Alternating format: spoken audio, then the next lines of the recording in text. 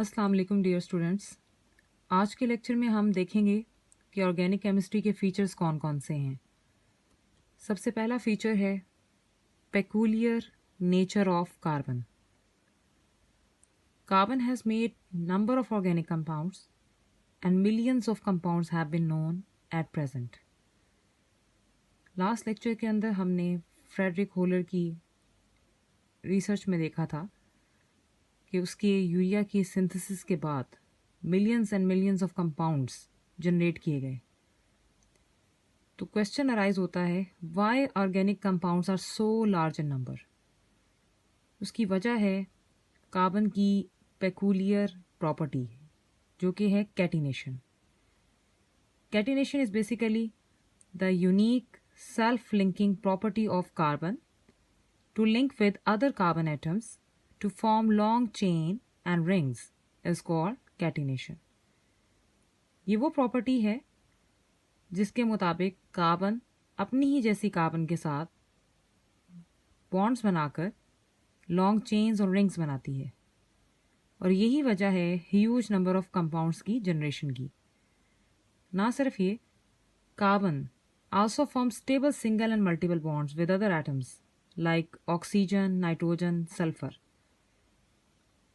Carbon अपने ही जैसे carbon के साथ सिंगल बॉन्ड भी बनाती है, डबल बॉन्ड भी बनाती है, ट्रिपल बॉन्ड भी बनाती है। यही कार्बन डबल बॉन्ड भी बनाती है, ट्रिपल बॉन्ड भी बनाती है। यही कार्बन डिफरेंट अदर एटम्स में जैसे कि ऑक्सीजन है उसके साथ डबल बॉन्ड बनाती है, नाइट्रोजन के साथ ट्रिपल बॉन्ड बनाती है। कैटिनेशन की इस प्रॉपर्टी की वजह से कार्बन डिफरेंट साइजेस, शेप्स और स्ट्रक्चर्स के कंपाउंड्स जनरेट करती है। सेकंड है non ionic nature of organic compounds. जितने भी ऑर्गेनिक कंपाउंड्स हैं वो कोवलेंट नेचर के होते हैं और नॉन पोलर होते हैं, इसीलिए ये नॉन आयनिक रिएक्शंस देते हैं और आयनिक रिएक्शंस ये नहीं देते। तीसरी प्रॉपर्टी है similarity in behaviour. There exists a close relationship between different organic compounds. Therefore, organic compounds have been divided into few homologous series, like alcohols, ethers, and hydrocarbons. ये जितने भी ऑर्गेनिक कंपाउंड्स हैं ये ऑलमोस्ट सीरीज के अतबार से एक जैसी या क्लोज रिलेशनशिप रखते हैं। जैसे आप अल्कोहल्स की क्लास को लीजिए, अल्केन्स की क्लास को लीजिए, अल्कीन्स की क्लास को लीजिए, तो ये तमाम क्लासेस के अंदर मेंबर्स एक जैसे फीचर्स रखते हैं, तो इसीलिए उन्हें एक क्लास का दर्जा दिया गया है। होमोलोगस सीरीज क्या है? A series of organic compounds in which adjacent members differ by a CH2 unit. The individual members are called homologs. They have similar chemical but different physical properties. Homologous series एक ऐसा group है organic compounds का जिनकी chemical properties similar होती हैं लेकिन physically वो different नजर आते हैं।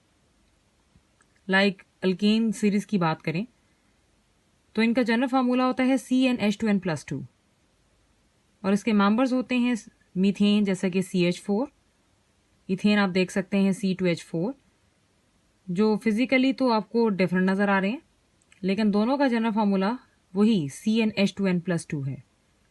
सिमिलैरिटी इन बिहेवियर की इस खास प्रॉपर्टी के सबब millions and millions of compounds की स्टडी को रिड्यूस करके होमोलॉगस सीरीज में कन्वर्ट किया गया है, जिससे आसानी रहती है कि हम अगर अल्कोहल्स की क्लास को स्टडी कर रहे हैं तो इससे ताल्लुक़ रखने वाले तमाम कंपाउंड्स के फीचर्स ऑलमोस्ट सिमिलर होंगे।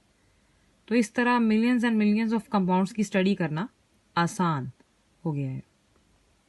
नेक्स्ट फीचर है कॉम्प्लेक्सिटी ऑफ ऑर्गेनिक कंपाउंड्स। जितने भी ऑर्गेनिक कंपाउंड्स होते हैं एक तो वो लार्ज होते हैं, स्ट्रक्चर के लिहाज से कॉम्प्लेक्स होते हैं।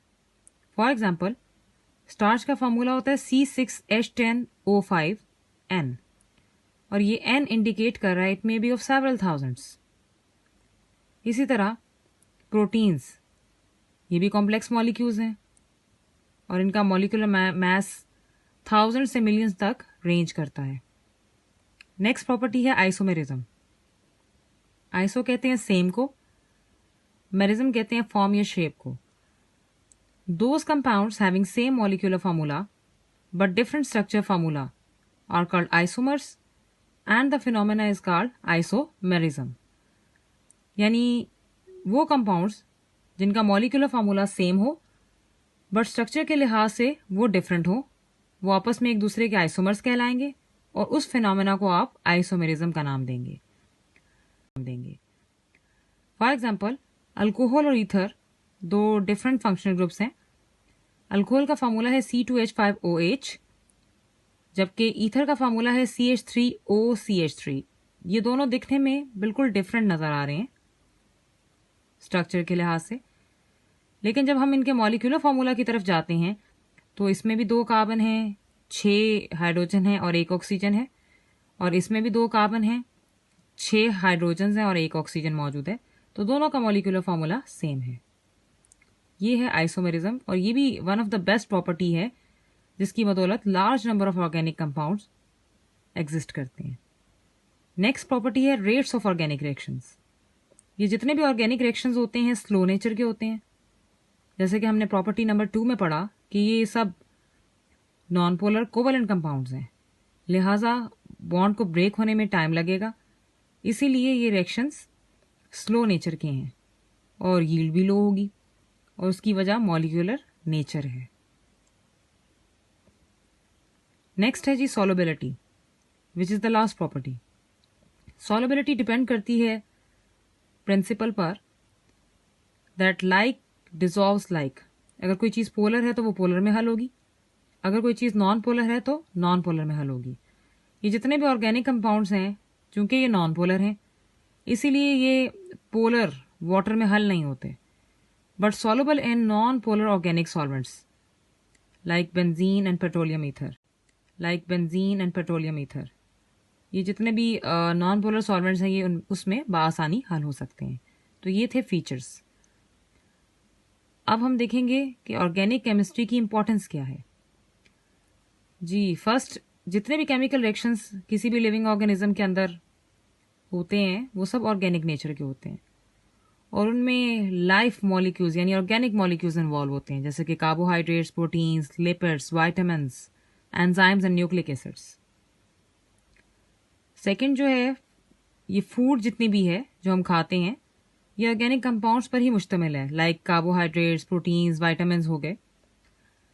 तीसरी अहम चीज़, ये ऑर्गेनिक कंपाउंड्स आपके मेडिसिन और क्लॉथिंग में भी मौजूद होते हैं। इसके अलावा अगर आप डेली लाइफ में देखें तो बहुत सारी ऐसी यूज़फुल थिंग्स हैं जो सिंथेसाइज की जाती हैं, जैसे कि प्लास्टिक है, सिंथेटिक रबर है, मेडिसिन हैं, प्रिजर्वेटिव्स हैं, पेंट्स हैं, वार्निशेस हैं, टेक्सटाइल फाइबर्स हैं, फर्टिलाइजर्स हैं, डिटर्जेंट्स हैं, कॉस्मेटिक्स हैं, डाइज हैं। ये सब की प्रोडक्शन हमें नेचुरल रिसोर्सेज को रिजर्व रखने में मदद देती है। This is all about today. Best of luck.